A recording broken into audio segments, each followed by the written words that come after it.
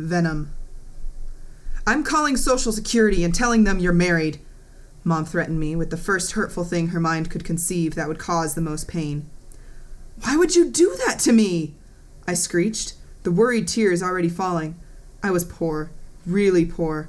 Any loss could affect Kyra. I suddenly had to get away from Mom.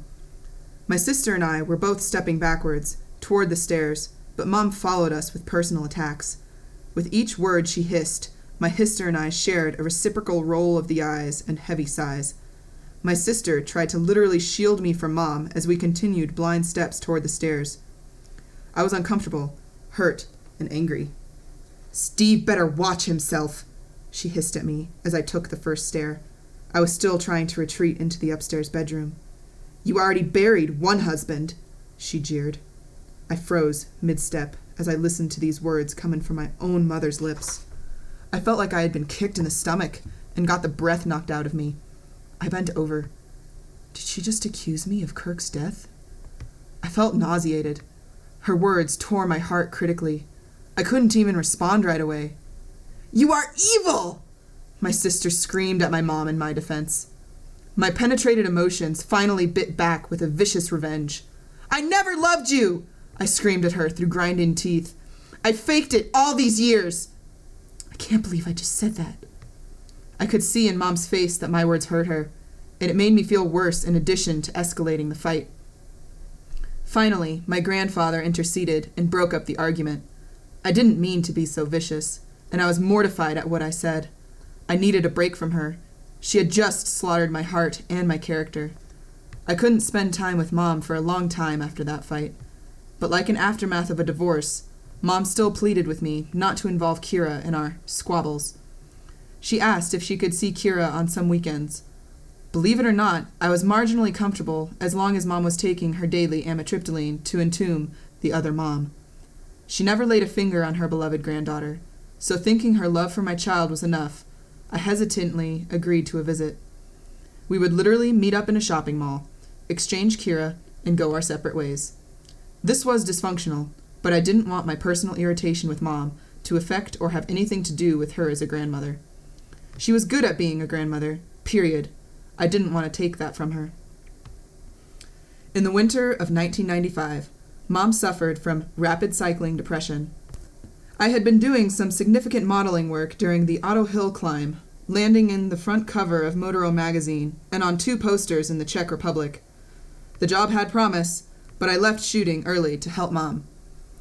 After Mom and I buried the hatchet, so to speak, she came to visit Steve and me about a week before she died. Looking back, it was an unusual visit. She kept asking me, "Are you okay?" When I insisted I was fine, she began questioning, "Will you be okay?" I wasn't sure what she was referring to. I thought she had some apparent concern for the relationship between Steve and me. "Oh, Mom," I said playfully, "you know Steve and me. We'll make it work somehow." I rolled my eyes a bit and winked at her playfully. She didn't smile. She pulled me into an extremely tight hug, much longer than our typical embraces. It felt wonderful, real, and adoring. "Are you sure you're going to be all right?" She was insistent on this question, and I wanted to comfort her, reassure her that I am a survivor. "Of course, Mom. I'll call you tomorrow, okay?" She hugged me again and kissed me, straight on the lips. "I love you, Hef," she smiled. I grinned warmly. "I love you too, Mom." As she slowly drove away, her arm burst out the window, and she waved goodbye. I waved back, doing what she and I called the queen wave, as if I was showing off fingers full of diamonds. I saw her smile through the rearview mirror, her radiant, perfect smile. "Come here, Slick," I said softly, holding my hand out for Steve. He raised his eyebrows curiously, worriedly took my hand, gradually easing himself down next to me on the bed. An enthusiastic sensation surged through my body, but I tried to appear somber. I couldn't help but impolitely tease him with the element of surprise, which lasted all of 3 seconds. "I'm pregnant!" I screamed, hurtling myself on him in pure elation. "What? Seriously? You're pregnant?"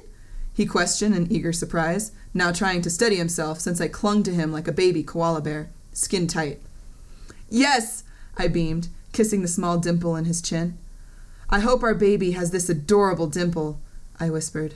Steve's eyes welled up with tears, and he kissed the top of my head. Raw joy tore through us. Steve pulled me closer to his chest, and we started rolling around on the bed, overjoyed, laughing and crying in play. Soon, his mouth was on mine in a soft and gentle kiss. I threw out the cigarettes and the coffee beans, and I went into full pregnancy mode. It would be the first time I would experience the love of a spouse while bringing a child into the world. We eagerly chattered about the fun stuff.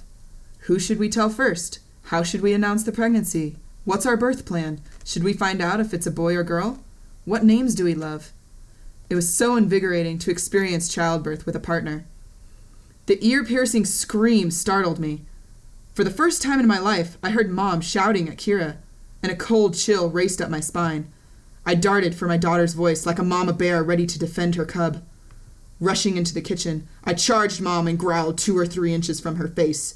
Do not ever, ever, ever yell at my daughter.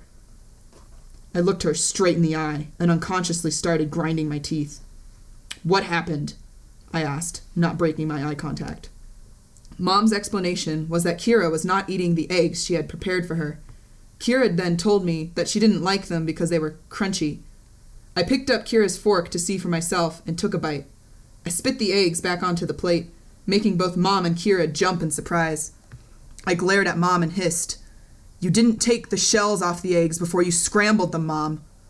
Oh God, I'm sorry, she sputtered. She was embarrassed, and we were both frightened. It was going too far. The disease was winning, and something had to change. Have you ever seen the television show, What Would You Do? When I doubt my next choice regarding Mom, I sometimes ask myself what others would have done in the same situation. When I should have been looking at nursery ideas and shopping for baby clothes, I knew Mom was losing her mentality and grip on reality. I insisted she show me proof from a doctor that she was receiving treatment for this episode if she ever wanted to see Kyra, or me, again. I wasn't trying to hurt her, but I had to try to help her. In one way, the threat worked, and she decided she was going to battle this demon called bipolar disorder. This takes remarkable courage, effort, and humility.